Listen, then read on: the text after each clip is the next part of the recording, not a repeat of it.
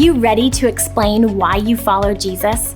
I'm Leah, and today Mike is going to talk about the importance of always being ready to have an answer. Hi, this is Mike Henry with Follower of One. Have you ever had to prepare for a talk or a speech of some kind?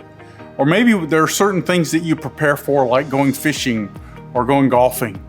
We all have to prepare. In 1 Peter 3:15, Peter tells us, "But sanctify Christ as Lord in our hearts, always being ready to make a defense." What does it mean to always be ready? When I mentioned preparing for a speech, if you haven't done that before, maybe that's something that scares you. Maybe you're afraid of speaking in public. Most people are. I have a fear of just about anything I'm not prepared for.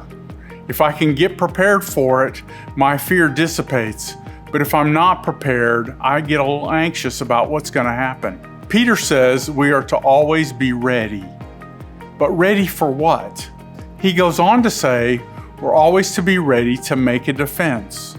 That word, the Greek word translated make a defense, it means to be able to give a reasoned explanation. It brings us back to the daily activities for Follower of One, which includes knowing what you believe and speaking for yourself. We're to always be ready to make a defense that's to explain why we follow Jesus. But can we explain why we follow Jesus to someone who doesn't think he's real?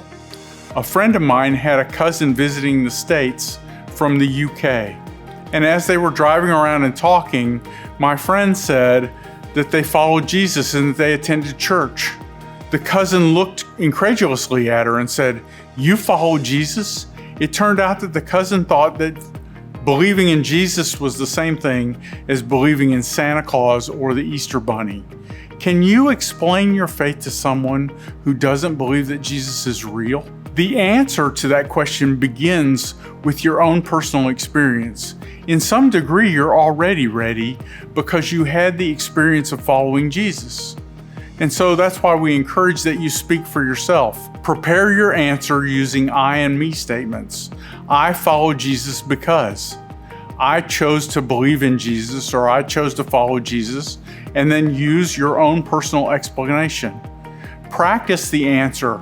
Practice answering if someone said, "What? I thought Jesus wasn't real."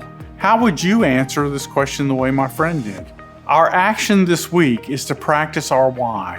To know why you believe in Jesus and to be ready to answer someone who believes that he's just a figment of our imagination. We want to be able to encourage people that our belief is rational, that our belief in Jesus is based on our own personal experience, and that our belief in Jesus makes a difference in our life. When we can explain that easily and simply without stumbling, it's compelling to people. Think about what you believe and be ready to answer the question, why do you believe in Jesus? That's what I believe Peter is talking about when he says, always being ready to make a defense. Practice your reason why you follow Jesus and be ready to give an answer. The day is coming. You're a marketplace minister and God will use you.